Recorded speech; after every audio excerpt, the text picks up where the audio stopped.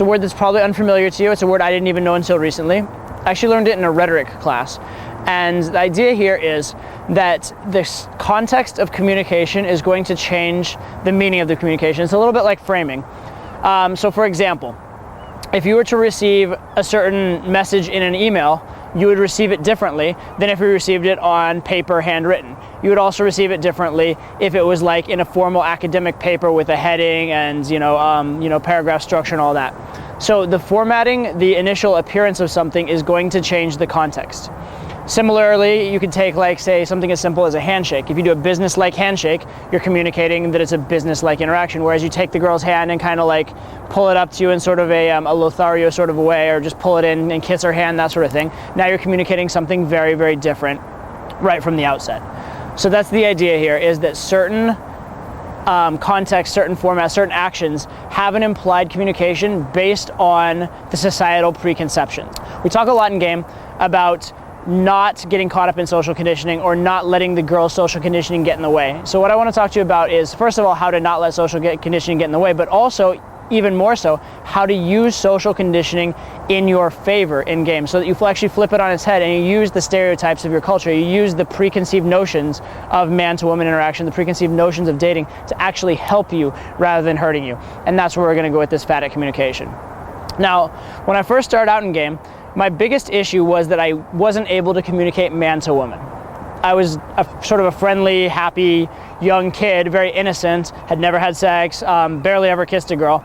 And so I wasn't a big sexual threat. So it was relatively easy, even this was hard, but it was relatively easy to have a normal conversation. But it wasn't easy for me to turn that conversation sexual. I'd had lots of female friends, but I hadn't had girlfriends per se, okay? So the first little form of Phatic communication I learned was the phone number.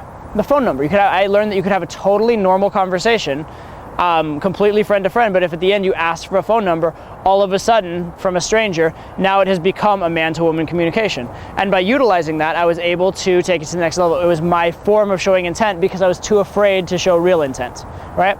And then the next form of my Phatic communication back then would be I'd take this phone number and I'd ask them out on a date.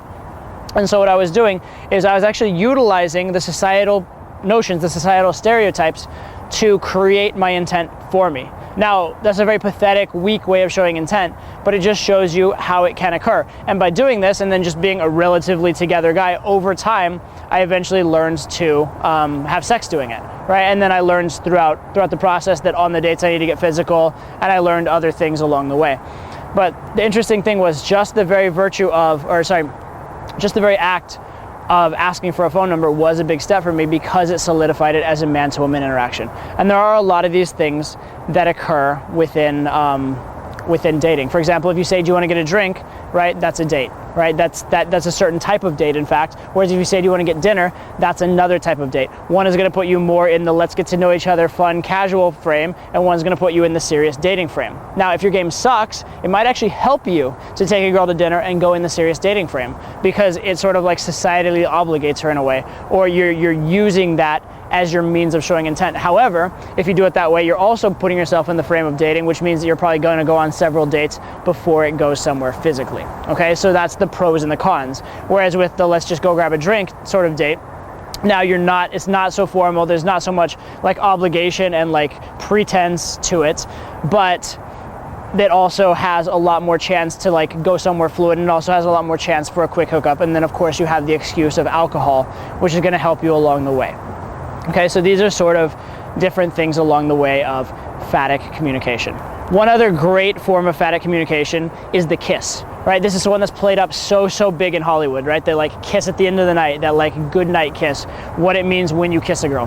Here's the thing, you don't have to kiss a girl to sleep with her, okay? You do not have to kiss a girl to sleep with her. I have very many times had a girl reject me on the kiss and actually sleep with me without ever kissing me. I even had girls after sleeping with me wouldn't kiss me, okay? So per se, it doesn't matter. And in fact, a lot of times, if I will try for a kiss and get rejected, that's also fine, because here's the thing. What is the actual point of a kiss? Is it to get a girl turned on? Maybe a little bit. Is it to build physical comfort? Sure, that helps, but all that can be done different ways. Here's the point of going for a kiss. The point of going for a kiss is to communicate to the girl that this is man to woman and I am a guy who makes moves. Therefore, if you go for a kiss and fail, you've still communicated that. The communication is exactly the same. So going for a kiss and failing has served the exact same purpose as going for a kiss and succeeding. Now, you did have that failure, so you're gonna have to build more comfort, build more social capital, and work through the escalation process a little slower. But in terms of the message conveyed, and that's what we're talking about here, is the message of your action. It's the exact same whether you fail or whether you succeed, which is interesting because what that tells us is that you're in total control of the Phatic communication. You're in total control of the context through which everything is going to be judged. Therefore, you're in total control of whether you get friend zoned.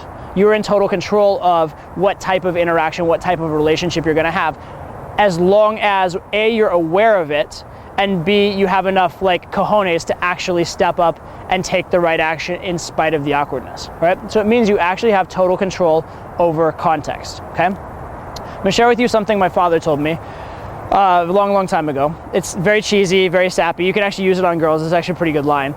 But what he told me is, love is communication.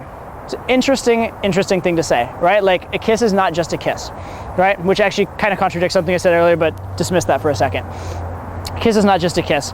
A kiss can be friendly, a kiss can be romantic, a kiss can be sexual. What's important about the kiss is that it communicates an interaction between two people. It's a conversation. It's a non-verbal conversation, right? And every single action is that. Sex is a non-verbal conversation. And again, sex is always different too. You can have sex and laugh in the middle of sex. You can have sex that's super passionate. You can have sex that's rough. You can have sex that's even demeaning and forceful. You can have all kinds of different kinds of sex. And there's a time and a place for all of them, all right? And it's about the communication, again. So that's what I want you guys to focus on is, don't think of all these things as little check boxes, little milestones to hit. Think of all these things as communication. Think of kissing as communication. Think of getting a phone number as a form of communication. The way that you get the phone number, the means, the words that you exchange, whether you get your number in her phone, the context in which you get it is just as important, if not more so, than the checking the little box of getting the phone number. Another example, a lot of times a girl won't give a phone number, will give an email or a Facebook because it's less investment, okay? So then the communication, if it's structured that way, would be that I'm giving you the email or the Facebook because I don't like you enough for the phone number. However, if you go for the phone number, don't get it, and then you structure the interaction properly, you actually could go for the Facebook or the email, which is something she'd be comfortable with, in such a way that you're structuring it as an actual positive down the line because it's not associated with the phone number, right? So by controlling, again, the context in which you get it, you're controlling the meaning behind it. So these are all things to be aware of. Now, I don't want you to be that guy that's in your head micromanaging everything. So I don't want you even necessarily thinking about this when you're in field. But I do want you thinking about it sort of when you're game planning how you're going to structure your night, how you're going to get from A to B to C to D and get the girl home in the night. Also, I want you to think about it after you go out, when you're analyzing your night and thinking about what you could have done differently. Because a lot of times you can think about these Phatic communications as good ways to give girls excuses to come home with you, as good ways to get through shit tests, as good ways to deal with the friends and to obligate them to be nice to you. That's something I do a lot. I actually a lot of times will rely on the frame of social courtesy to get me through shit tests early on in the set. If I'm going in and I'm getting a very negative reaction from a girl, sometimes I'll be like, hey, yeah, sorry, I'm just here in a club having a conversation. This is, I don't know, my parents told me it's a typical North American greeting. I just wanted to say hi to you. Do we shake hands now? Right? And so it's two things. One, I'm making fun of the fact that they're being socially weird and awkward. But secondly, I'm kind of using social obligation to get a little bit of compliance and also to buy myself 15 to 20 seconds of FaceTime and interaction for them to see my honest signals as a man and for me to come up with the next step. So by using that, by using the social grace, by kind of invoking the fact that they're being awkward and that they're violating the social norm, I'm able to oftentimes buy myself more time, or I'm able to buy myself an in where I wouldn't be able to, right? So you can call out they're being awkward as long as you're being socially correct and using the social value in your favor. Here's another great example of Phatic communication.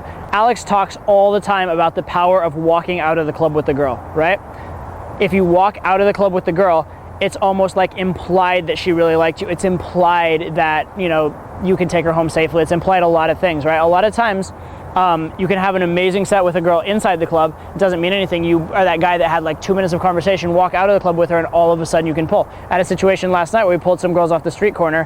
Why? Really? Because we just were the last guys of the night and we walked with them. I mean, we did some kind of cool stuff. We had kind of good game, but really we were just the guys that were there at the end of the night with them when they were heading home and when they wanted to continue the night, right? I don't think at that point in the night they were that invested in us or that into us. I mean, they thought we were okay. They didn't think we were like creepy or weird, but they weren't that invested. It was just the right context. So again, by controlling the context, you can control the social vibe. So to sum up, I'm gonna leave you with a quote from comedian George Carlin. He said, "I consider those things symbols, and I like to leave symbols to the symbol-minded." Right? So here's the thing with phatic communication. It can go one of two ways. If you're not aware of it, people will subtly be using it on you. So it's important to be aware of it, first of all, for self-defense. First of all, not to end up in bad forms of phatic communication, not to end up in low-value positions or in situations where the social context is against you. That's number one. So if you're unaware of it, that's gonna hurt you. But what I'm gonna encourage you to do is take it a step further and not only be aware of it, but be consciously able to use it so that you can force people or aid people to help their own cause by setting up situations where it's socially correct for them to follow you or where it's socially correct for them to go with you. Now, I'm not saying to be like an evil, manipulative person and abuse this. Hopefully what you're going to be doing for people in the long run is going to be positive, and you're going to be adding a positive to their life, making their life better. But again, you can use this form of social pressure, this form of social manipulation to adjust the context, to make a conversation more man to woman, or actually, ironically, you can use it to make things less man to woman, right? Oftentimes when I'm pulling girls, what I will do is I will stay very, very far away from certain phatic communications. For example, the phatic communication of saying the words, "my place," right? That has a very bad phatic communication in that context. It's a very man to woman phatic communication, but it's a situation where you don't want that. So again, know what the phatic communication is, use it to your benefit, and don't have it used against you, okay? Not something I want you to be in your head about, but just something to be aware of. And now that you have the word for it, now that you've labeled it and you have this idea, as you go through your life, you'll start to notice certain things and you'll start to see that as phatic communication. By the way, it's spelled Phatic, phatic communication.